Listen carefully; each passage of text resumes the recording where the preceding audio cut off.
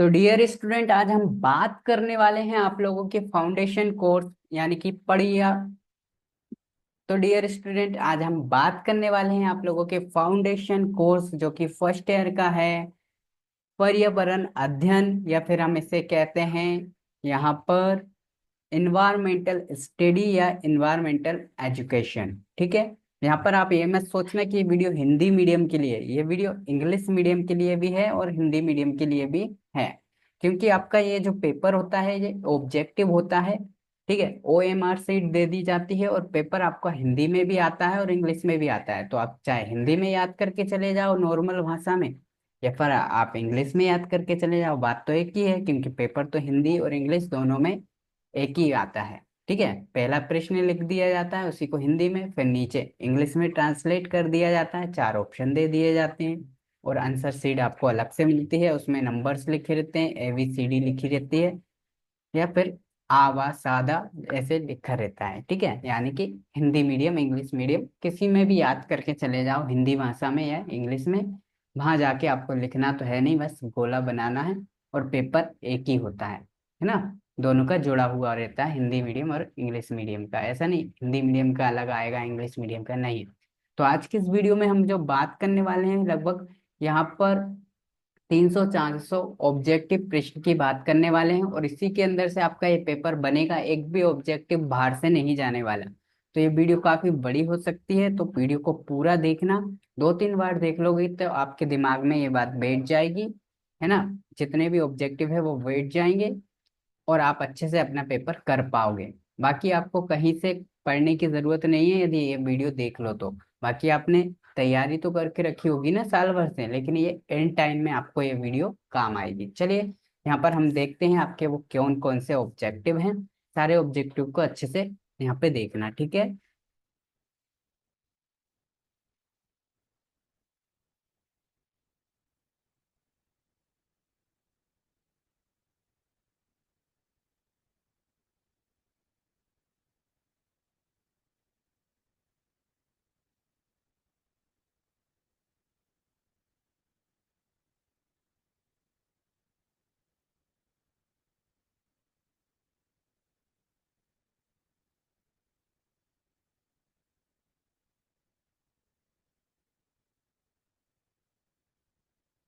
तो जैसा कि स्क्रीन पर आप देख सकते हैं, UG फर्स्ट ईयर के इन्वायरमेंटल स्टडीज के हम IMP ऑब्जेक्टिव आपके लिए लेकर आए हैं।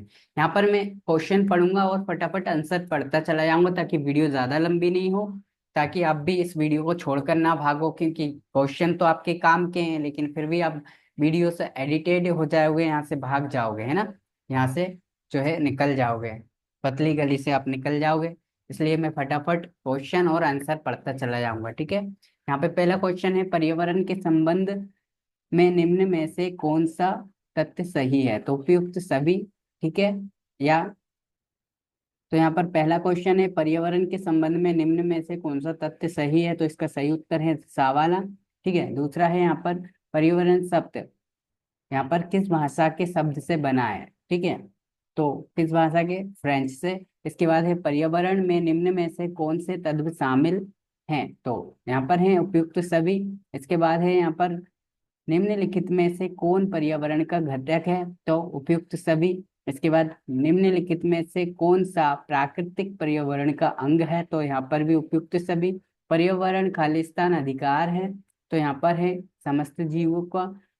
पर्यावरणीय अध्ययन की प्रकृति है। तो कौन सी है यहाँ पर, आयामी।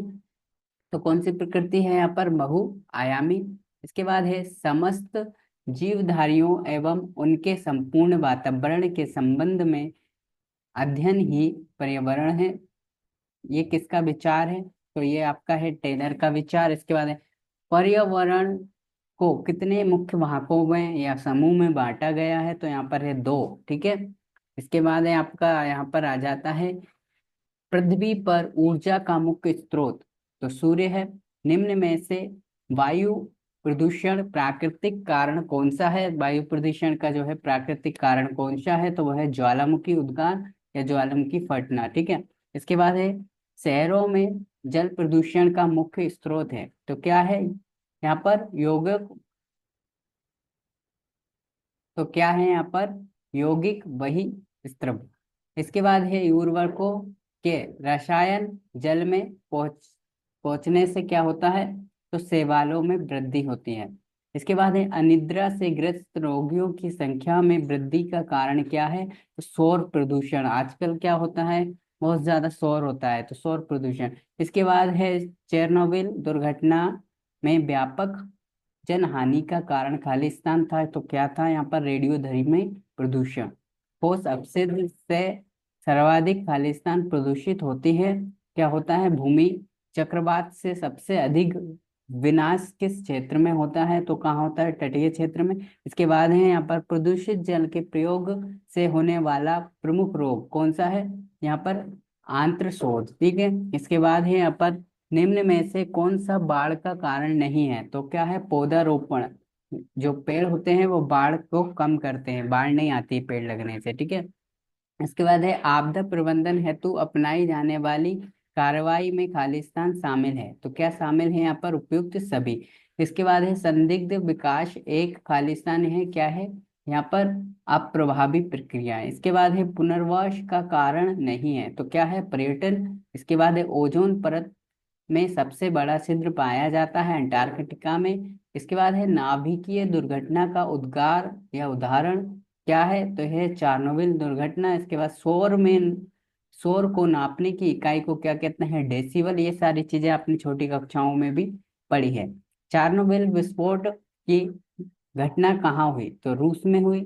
एक कीटनाशक दवाई के किस घटक के कारण भोपाल गैस दुर्घटना में सैकड़ों लोगों की मौत हो गई या मर गए, कौन सी है वो, मिथाइल आइसो मिथाइल आइसोसोएनेट। ठीक है। इसके बाद है निम्नलिखित में से कौन सी जनसंख्या समस्या नहीं है, तो कौन सी नहीं है, नगरीकरण। ठीक है। इसके बाद है क्षति। इसके बाद है इसके बाद है हरित गृह प्रभाव का दुष्प्रभाव नहीं है, तो क्या नहीं है यहाँ पर, खाद्यान्न उत्पन्न। तो क्या है यहाँ पर, खाद्यान्न उत्पादन में वृद्धि। इसके बाद है ओजोन परत में क्षय का कारण नहीं है, क्षय का कारण नहीं है, तो क्या नहीं है यहाँ पर, कीटनाशक रसायन। ठीक है। यानी कि उस ओजोन परत को क्षति पहुंच रही है, उसका कारण इनमें से कौन सा नहीं है, तो कीटनाशक रसायन। कौन सी गैस ओजोन परत के लिए घातक है, तो कौन सी गैस ओजोन परत के लिए घातक है यहाँ पर, फ्रोन। ठीक है, फ्रोन। इसके बाद है निम्न में से कौन प्राकृतिक संसाधन का उदाहरण नहीं है, तो कौन नहीं है, इमारतें। ये प्राकृतिक नहीं है, ये हमारे द्वारा बनाई गई। इसके बाद निम्न में से कौन सा संसाधन अनवीकरणीय है, ठीक है, अनवीकरणीय है, तो कौन सा है यहाँ पर, पेट्रोल। ठीक है। बाकी सब तो क्या है यहाँ पर, प्राकृतिक। इसके बाद है निम्न में से कौन सा अक्षय संसाधन नहीं है, तो वो है कोयला।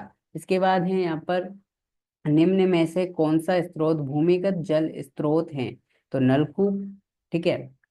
कावेरी जल विवाद किन किन राज्यों के बीच हुआ है, ठीक है, कम तो, ठीक है, तो कौन सा, तमिलनाडु और कर्नाटक। इसके बाद है निम्न में से कौन सा पदार्थ खनिज नहीं है, तो रबर। यौगिक प्रगति का मुख्य आधार निम्न में से कौन सा खनिज है, तो यह है कोयला। प्राकृतिक संसाधनों का संरक्षण से तात्पर्य है, क्या है, तो दा वाला है ये वाला। ठीक है। संसाधनों का सार्थक एवं नियोजित ढंग से उपयोग करना। ठीक है। निम्न में से कौन सा खनिज ईंधन का उदाहरण नहीं है, तो यूरेनियम। तो कौन सा है यहाँ पर, यूरेनियम। इसके बाद है यहाँ पर विश्व में खाद्य समस्या का मूल कारण खालिस्तान है, तो जनसंख्या वृद्धि। इसके बाद है ऊर्जा संकटन। इसके बाद है ऊर्जा संकट का समाधान है, क्या है, वैकल्पिक ऊर्जा स्रोत। इसके बाद है पर्वतीय क्षेत्रों में वन विनाश से कौन सा प्रकोप बढ़ा, तो कौन सा बड़ा है यहाँ पर, भूस्खलन बड़ा है। इसके बाद है केंद्रीय प्रदूषण नियंत्रण मंडल नामक संस्थान स्थित है, कहाँ पर स्थित है ये संस्थान, यहाँ पर नई दिल्ली। ठीक है। इसके बाद है वायु प्रदूषण अधिनियम 1981 में कितनी धाराएं हैं? कितनी धाराएं हैं? 54। देखो ये धारा वाली चीजें हैं, ये आपको अच्छे से दिमाग में रखना है, यहाँ पे कंफ्यूज हो जाओगे, ठीक है। बहुत सारी ऐसी जो सन होती है आपकी, ये सन में आप कंफ्यूज हो जाते हो, डेट में आप कंफ्यूज हो जाते हो, ईयर में आप कंफ्यूज हो जाते हो, ठीक है, अच्छे से याद करना। भूमंडलीय तापन का मुख्य कारण है, तो क्या है इसका? ग्रीन हाउस गैस, ठीक है। और इसका वन जीव संरक्षण अधिनियम कब पारित हुआ? 1972 में। इसके बाद है प्रतिभूमि बनने का मुख्य कारण कौन सा है यहाँ पर? भूमि या मृदा अपरदन। वर्तमान में पर्यावरण समस्याओं का मूल आधार है, कौन है यहाँ पर? पर्यावरण नैतिकता का आधार, ठीक है। इसके बाद है भारतीय वन अधिनियम पारित हुआ था, तो ये हुआ था 1972 में, ठीक है। आगे चलते हैं। वनस्पति लक्षणों में परिवर्तन होता है, तो मृदा प्रदूषण से। अंतर्राष्ट्रीय मानव अधिकार दिवस कब मनाया जाता है? तो 10 दिसंबर को। राष्ट्रीय एड्स नियंत्रण संगठन संक्षिप्ताक्षर। इसके बाद है राष्ट्रीय एड्स नियंत्रण संगठन संक्षिप्ता संक्षिप्त स- संक्षिप्तक्षर। इसके बाद है राष्ट्रीय एड्स नियंत्रण संगठन नाको, तो इसका सही उत्तर आ वाला हो जाएगा, नाको। इसके बाद हो जाएगा यहाँ पर विश्व पर्यावरण दिवस मनाया जाता है या होता है, तो वो है 5 जून को, सबको पता होगा। यदि पृथ्वी के सभी पौधे मर जाएंगे तो क्या होगा? तो अंततः सभी जंतु भी मर जाएंगे और मनुष्य भी मर जाएंगे, कौन बचेगा? इसके बाद है यहाँ पर प्राकृतिक आपदाएं निम्न में से कौन सी नहीं है? तो क्या है? कृषि। कृषि आपदा नहीं है, प्राकृतिक नहीं है, अपन लोग कृषि करते हैं, ठीक है। इसके बाद है भूकंप तरंगों का मापन निम्न में से किस यंत्र के द्वारा किया जाता है? तो इसका दावाला सही हो जाएगा ये, ठीक है, सीस्मोग्राफ। इसके बाद है मरुस्थलीय। मरुस्थलीय का मतलब होता है रेगिस्तान। मरुस्थलीकरण का कारण है क्या है? वनमूलन, ठीक है, वनों की कटाई। इसके बाद है यहाँ पर निम्न में से किस प्रदूषण द्वारा सर्वाधिक बीमारियां होती है? तो जल प्रदूषण से सबसे ज्यादा बीमारियां होती हैं। प्राकृतिक या प्रकृति में खनिज चक्र कहलाता है, तो क्या है? जैव भू रासायनिक चक्र है ना, सा वाला सही है इसका। गैसीय चक्र में निम्न में से किसका आदान प्रदान होता है? तो CO2 कार्बन डाइऑक्साइड। कम विकसित सहवन बंडल वी पाए जाते हैं कहाँ? मरूद भिद पौधे, ठीक है। ये भी क्या है? ये भी रेगिस्तान की बात हो रही है, रेगिस्तान के पौधों की बातें हो रही हैं। मरुभूमि के पादप अधिकार मरुभूमि के पादप अधिकतर होते हैं, क्या होते हैं? रसदर, ठीक है। इसके बाद यहाँ पर है पृथ्वी पर ऊर्जा का मुख्य स्रोत है, क्या है? सूर्य। ये अभी थोड़ी देर पहले रिपीट हो रहा है। शोर नापने की इकाई, ये भी रिपीट हो रहा है, डेसिबल, ठीक है, रिपीट हो रहे हैं, वो बहुत ज्यादा इंपॉर्टेंट है। इसके बाद ये भी रिपीट, चार्नोबिल विस्फोट की घटना कहाँ हुई थी? रूस। जैव सामूहिक, ठीक है, समुदाय सामूहिक है। ये क्या है? विभिन्न पादपों एवं जंतुओं के समष्टियों का। इसके बाद है जैव समुदाय एवं अजैव वातावरण का संबंध को कहते हैं, क्या कहते हैं? पारितंत्र। ये सारी चीजें विज्ञान में पढ़ी होगी आपने छोटी कक्षाओं में, या पर्यावरण में पढ़ी होगी यहाँ पर 4th 5th क्लास में, ठीक है। वो चीजें रिपीट हो रही हैं यहाँ पर, यदि आपने अच्छे से पढ़ाई की होगी तो, ठीक है। जैव घटक नहीं आता। जे जैव घटक में नहीं आता, क्या नहीं आता? सूर्य का प्रकाश। निम्न में से अजैविक घटक नहीं है, कौन नहीं है? उपभोक्ता। उपभोक्ता अजैविक नहीं है, जीवित व्यक्ति को उपभोक्ता कहते हैं, ठीक है, यानी कि जो उपभोग कर रहा है। इसके बाद है यहाँ पर निम्नलिखित में से कौन प्रथम श्रेणी का उपभोक्ता है? तो यहाँ पर 4 ऑप्शन दिए हैं, बताओ कौन पहला खाना है यहाँ पर? प्रथम उपभोक्ता कौन है? खरगोश। इसके बाद है जीवोम कहलाता है। तो पारिस्थितिकी तंत्र। इसके बाद है जल प्रदूषण का प्रमुख स्रोत है, तो कारखानों का कचरा। ठीक है। इसके बाद है गैर परंपरागत ऊर्जा संसाधन में विशाल क्षमता है। ठीक है, क्या है? महासागरीय तप ऊर्जा, ताप ऊर्जा। ठीक है। यहाँ पर है वायुमंडल की कार्बन डाइऑक्साइड बढ़ने से क्या होता है? तो क्या होता है यहाँ पर? पृथ्वी का तापमान भी बढ़ता है, तभी तो गर्मी होती है। इसके बाद यहाँ पर है विश्व में सबसे अधिक ऊर्जा प्राप्ति की जाती है, कोयला। कोयले से सबसे ज्यादा ऊर्जा प्राप्त की जाती है। ठीक है। इसके बाद है अम्लीय वर्षा किस प्रदूषण के परिणाम है?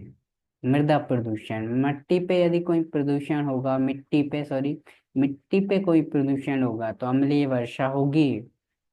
इसके बाद यहाँ पर है रेगिस्तान के प्रसार का कारण है, तो वनों की कटाई। वनों की कटाई से रेगिस्तान बनता जा रहा है।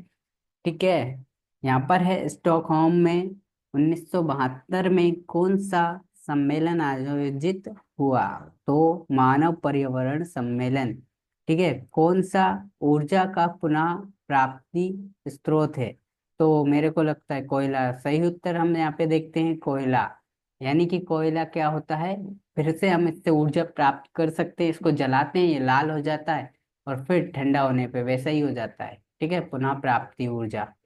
इसके बाद है अम्लीय वर्षा के लिए कौन सी गैस प्रमुख होती है? तो कौन सी गैस?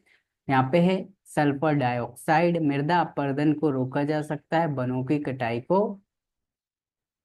बढ़ाकर, वन क्षेत्र बढ़ाकर, सॉरी, मृदा अपरदन को रोका जा सकता है तो वन क्षेत्र बढ़ाकर या ज्यादा से ज्यादा पेड़ लगाइए आप लोग। ठीक है। निम्न में से कौन सी जनसंख्या समस्या नहीं है? तो वो है नगरीकरण। नहीं है बोल रहे हैं, तो नगरीकरण समस्या नहीं है। यहाँ पे ऐसा बताया जा रहा है हरित गृह प्रभाव का दुष्प्रभाव नहीं है। तो यहाँ पर है खाद्यान्न उत्पादन में वृद्धि। ठीक है। ओजोन परत में क्षय का कारण नहीं है, तो कीटनाशक ये रिपीट हो रहे हैं। इसके बाद ये फिर से यहाँ पे रिपीट हुआ है, फ्रोन। ठीक है। इसके बाद वनस्पति लक्षणों में परिवर्तन, मृदा प्रदूषण, ये भी रिपीट हुआ है। ठीक है। इसके बाद है गर्भ निरोधी अस्थायी विधि कौन सी है? तो कौन सी है? उपयुक्त सभी इनमें सब ये अस्थायी है। स्थायी रूप से तो ऑपरेशन होता है।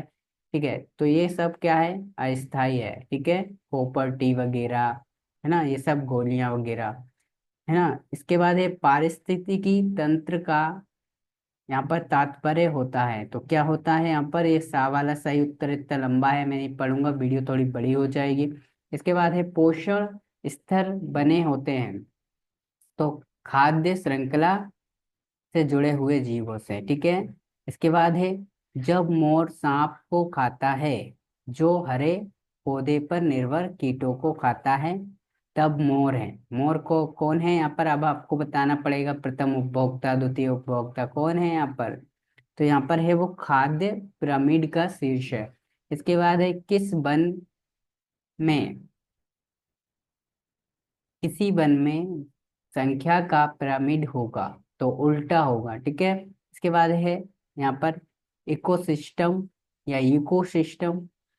इसके बाद है इकोसिस्टम शब्द दिया गया सर्वप्रथम किसने दिया है? तो इन्होंने दिया है एजी टेस्ले ने। ठीक है। इसके बाद है खाद्य श्रृंखला में सही क्रम, तो क्या है? सही क्रम को जमाना है। यहाँ पे सही क्रम कौन है? पहले घास, फिर कीट, फिर मेंढक, फिर सांप। ठीक है।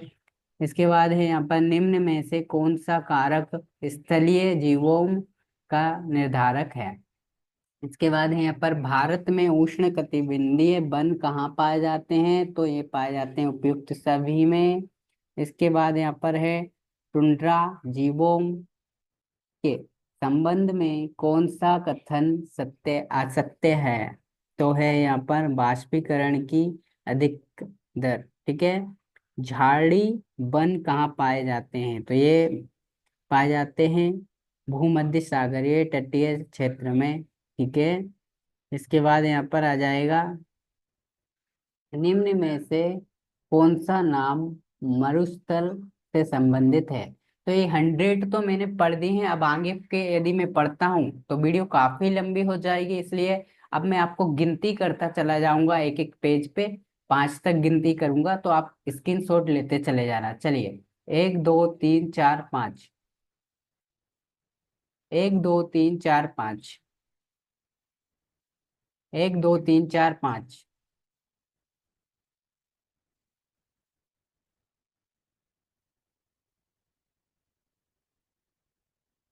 1 2 3 4 5। 1 2 3 4 5। 1 2 3 4 5। 1 2 1 2 3 4 5। 1 2 3 4 5। 1 2 3 4 5। 1 2 3 4 5। 1 2 3 4 5। 1 2 3 4 5। 1 2 3 4 5। 1 2 3 4 5। अब यहाँ पर आ रहे हैं एक वाक्य में उत्तर, लेकिन इनको भी आपको पढ़ना है, क्योंकि एक वाक्य में उत्तर को भी आपको याद करके जाना है। वहां पर आपको 4 ऑप्शन दे देंगे, ठीक है। 1 2 3 4 5। 1 2 3 4 5। 1 2 3 4 5। 1 2 3 4 5।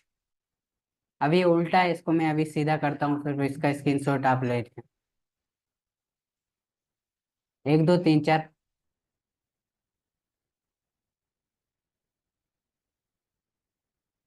तो जो उल्टा था मैंने उसको सीधा कर दिया। 1 2 3 4 5, इसका स्क्रीनशॉट ले लो। अब जितने भी स्क्रीनशॉट लिए हैं इनको अच्छे से पढ़िए, क्योंकि पेपर इसी के अंदर से आएगा, बाहर से कहीं से नहीं आएगा। बाकी कोई और क्वेश्चन हो तो वो क्वेश्चन भी कमेंट में टाइप कर सकते हैं, ठीक है। चलिए, मिलते हैं नेक्स्ट वीडियो में। जय हिंद, जय भारत।